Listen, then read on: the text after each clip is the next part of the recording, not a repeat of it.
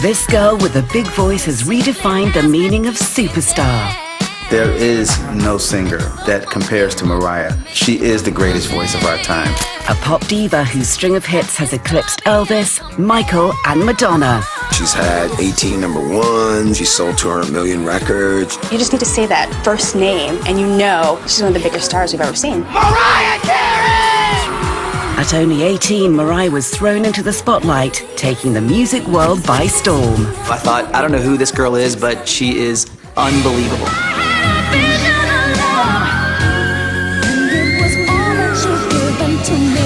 Mariah Carey. Over 20 years later, this dynamo of a diva has gained her place in music history. She's at a different playing field than everyone else. She's a major star, an amazing icon. But a difficult childhood. They had problems because they were biracial. A controlling marriage. Abuse has several categories.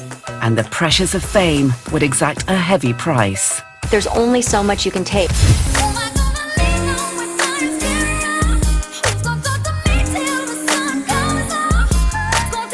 But when some thought she was finished, Mariah Carey fought her way back. She came out swinging, and she made the greatest album and the biggest song in her career. Mariah is one of those kind of people that if you have to make a bet, don't ever bet against it. By the end of the 1990s, Mariah Carey had become the most successful recording artist of the decade, with 14 #1 hits.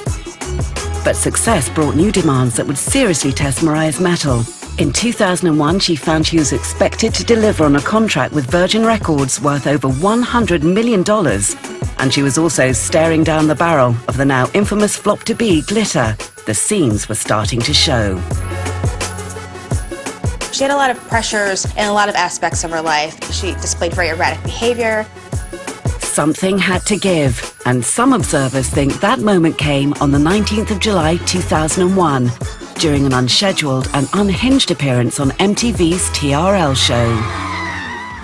What's wrong? wrong? Every now and then, somebody needs a little therapy. Yes, I understand that. And today is that moment for me. What's wrong?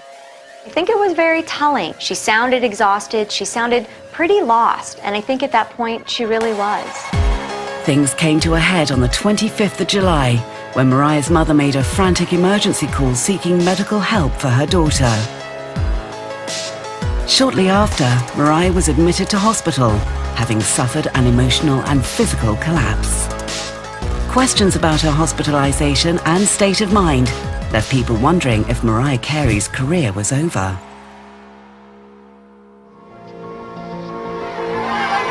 How could someone who seemed to have so much suffer such a sudden fall from grace? It was a troubling first pitfall in a career, indeed a whole lifetime of hard work and good fortune. Her life's journey began on the 27th of March 1970, when Patricia and Alfred Carey were overjoyed at the birth of a daughter. They found their baby's name in the song they call the Win Mariah from the musical Paint Your Wagon. Patricia's work as an opera singer and voice coach ensured that music always rang through the house. Patricia and Alfred, an aeronautical engineer, quickly realized that singing wasn't simply second nature to Mariah, she had a true gift. She tells this story that she was doing Rigoletto, and I heard her singing over and over this one part, and then one time she did it differently, and I corrected her in Italian and sang it to her, and she said she stopped in her tracks huh? How does this little girl, know what I just said in Italian? And that's when she was like, okay, she has a very good ear, let me, make sure I nurture this. Mariah's talent amazed her family, but sadly, it didn't shield her from the harsh reality of their lives. It was an interracial marriage in the 1970s. There was still a lot of racism. He was black and Venezuelan, she was white and Irish. They had problems because they were biracial. One of my earliest memories is being in kindergarten, and I drew my father, and I was using the brown crayon. I suddenly heard these two young kindergarten teachers snickering and laughing, and I was like, really sensitive always, so I was like, what, and they were like, you're using the wrong crayon, why are you making your father that color? And I was like, that's what my father looks like. And I learned that people were uncomfortable with it from a very early age.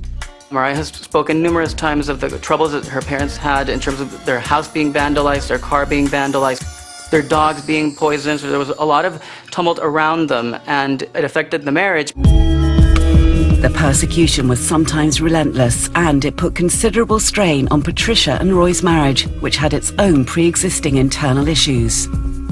Mariah's parents were a study in contradiction. Her father was a very intellectually, almost anal in his approach to things.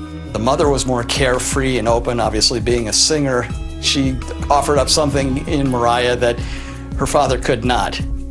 The external and internal stress factors chipped away at the marriage, which finally ended when Mariah was 3. Her 13-year-old sister Alison went to live with Roy, while Mariah and her older brother Morgan stayed with Patricia. I moved 13 times throughout my childhood. My mom, she always rented houses and we didn't have a lot of money. So sometimes we lived in no particular place at all. Like we didn't necessarily have a place to live, so we would stay with her friends or things like that. There was one constant in Mariah's often hectic childhood: music. It was a passion which her mother encouraged and nurtured. Mariah tape recorded us singing all the time.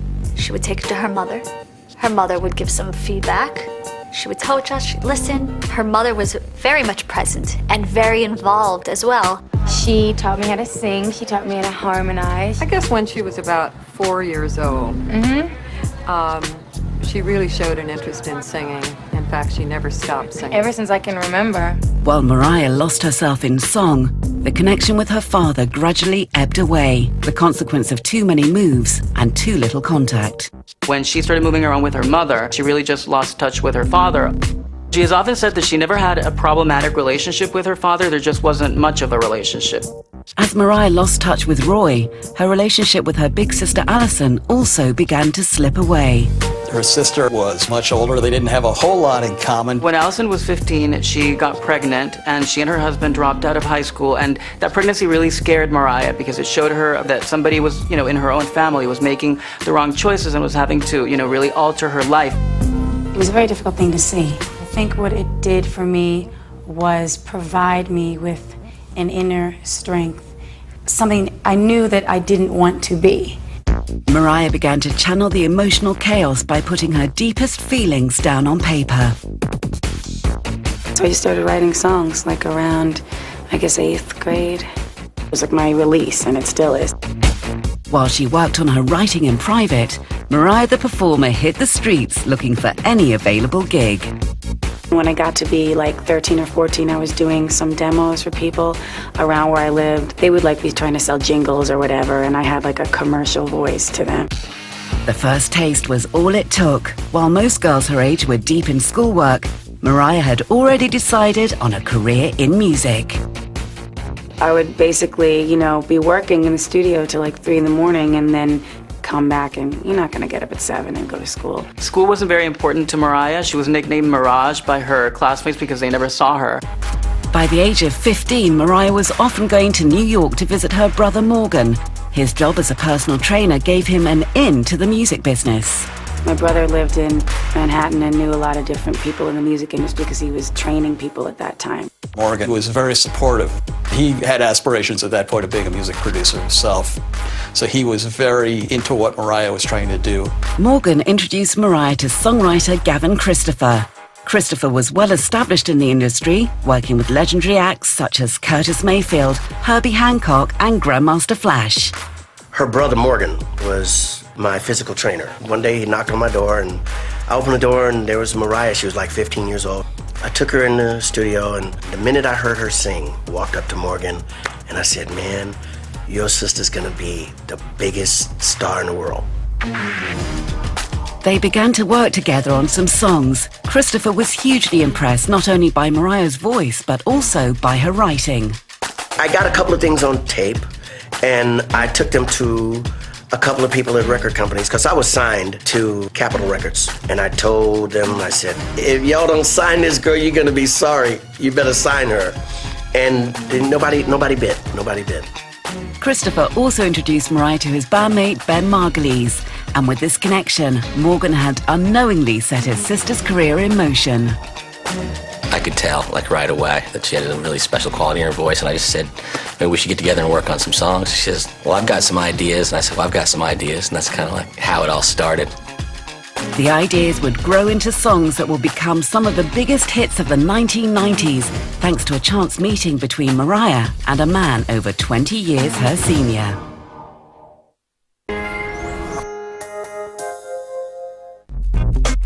By the time Mariah Carey was 3 years old, she already knew what she wanted to do for the rest of her life: sing.